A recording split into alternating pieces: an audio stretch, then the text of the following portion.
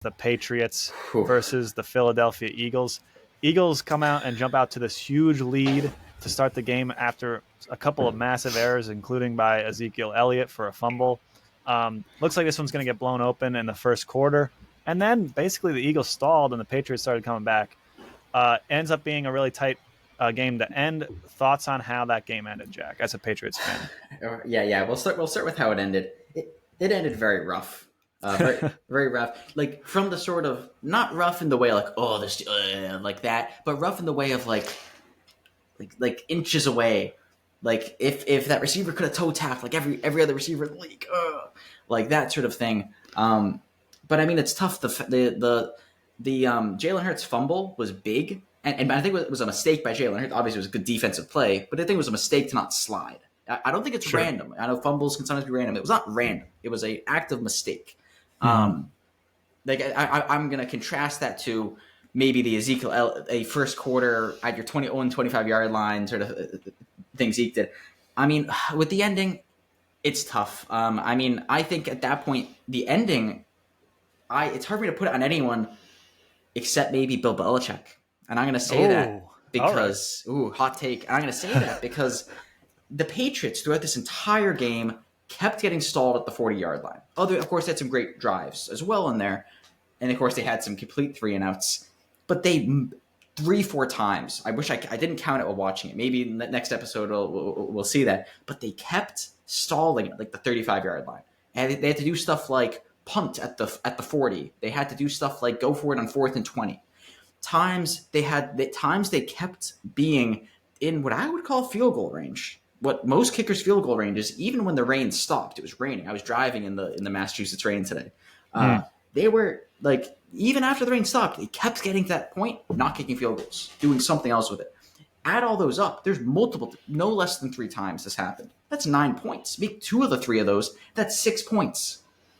Get those 6 points, you win. It's 26-25. For me, that's my biggest takeaway. Obviously, the offense had a lot of trouble in the first quarter and in the third quarter. It was very weird. Second and fourth quarter were great. First, third were not good. First quarter, pick 6 by Mac Jones, bad. Follow that up, as you were alluding to this, follow that up with the Ezekiel Elliott fumble. Literally the next play puts the Eagles at the 25-yard line. I believe that was the Eagles' only offensive touchdown. The only offensive touchdown the Eagles got the entire game was when they got the ball at the 25-yard line off of that fumble by Ezekiel Elliott.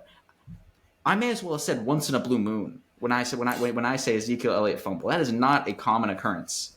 So for their only offensive touchdown to be off of that is somewhat troubling, I would say, for the Eagles. I'm surprised. Troubling for the Eagles / bodes very well for the Patriots defense. They let them get field goals a lot, some tough field goals. They again, they got a double doinker, not a double doinker. They just a single doinker, off the goalpost. Went in.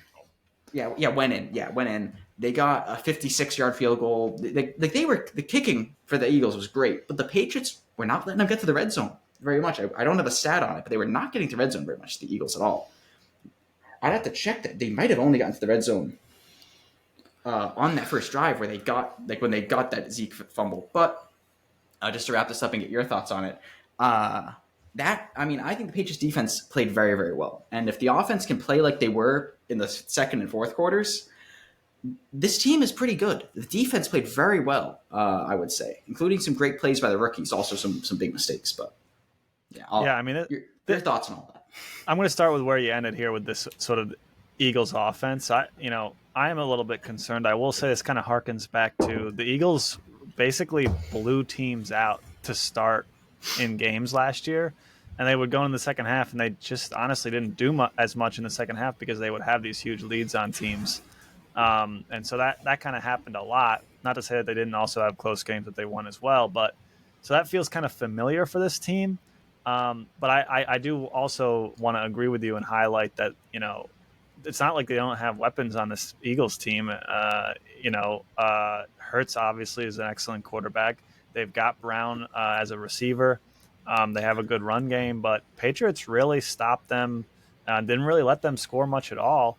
And I think that looks really good for the Patriots defense. I'm not Dallas sure. Goedert completely shut down He got open multiple times, but completely shut down.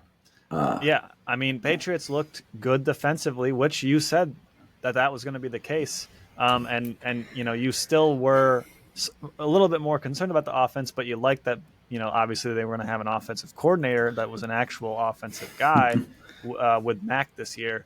So it seems like unfortunately they had a couple of shots at the end of the game.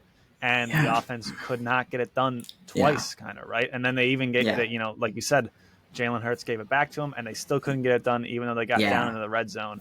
That's a tough look, Yeah. Yeah. That was all that stuff at the end was tough. Last bit on this game, I'll sort of add was Patriots. I mean, the Eagles were 4 for 13 on third down, 0 for 1 on fourth down, and they got 130 less yards on offense than the Patriots. 130. Of course, they scored more, which is what counts. But I thought that was interesting. The Patriots. But what I'll say, last Patriots thought for some time here is that looking at if they play like they played against this Eagles team, looking at their schedule, I easily have them being 9-10 win team. 9-10 win team with them maybe getting 2 wins. Like I'm calling it. I looked at their games. If they lose to the Chiefs, they lose to. I called them losing to someone else, not in Cowboys. Lose to Chiefs and Cowboys and only win 2 divisional games. I could see them beating almost every other team on that roster. Of course, the Chargers played pretty well on offense, but on defense, Patriots match up well. Patriots beat the Chargers pretty well, at least against Justin Herbert. I don't think Justin Herbert's beaten the Patriots. We'll have to see. You've been ringing this bell for a week or two that the Patriots' schedule is not as hard as people make it out to be. But the division's so tough. So we'll see. We'll see. Let's quickly hit on the Falcons here. Falcons and Panthers. Fun little divisional matchup. I'll just start with saying I want to apologize. I made a joke about Desmond Ridder. I just want to say that, he played well. He played good. 15 for 18, 115 yards. Nothing spectacular. Didn't, do anything wowing. I mean, and this was sort of my point about the Atlanta Falcons is that you have all this offensive talent like Pitts and Drake London, first-round picks, and they got 2 catches combined, right? The difference was the running back, obviously. He had a great game. And then Carolina making mistakes, right? Bryce Young had 2 interceptions, and they were basically identical. Safety comes down on a crosser, and he just completely misses him. And then a quarter later does the exact same thing. And then the game kind of got out of control. Atlanta's run game, we all knew that it was going to be good. It still is great. And so, that's kind of my takeaway. But maybe I was wrong about Ridder. Although, I mean, he didn't wow us, but he didn't make mistakes. And I mean, completion percentage is incredibly high. So, got to give him props on that. What do you got in the Atlanta Falcons, Jack?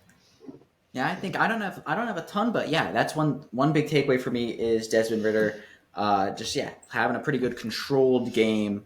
Control obviously, not a lot of volume, but didn't make very many mistakes. Really weren't passing the ball much at all. But Tyler Algier, he was a guy. He's part of the reason people were kind of surprised they took Bijan Robinson because he had a breakout season. His rookie season last year, he was a 5th-round pick, had 1,000 yards rushing last season, he comes out 15 carries, 75 yards, 2 touchdowns. Involved in the passing game too. Similar to Bijan, 10 carries, 56 yards, 5.6 average, and catches a touchdown with 6 catches, 27 yards. This offense was running through the running backs and on the ground and in the air.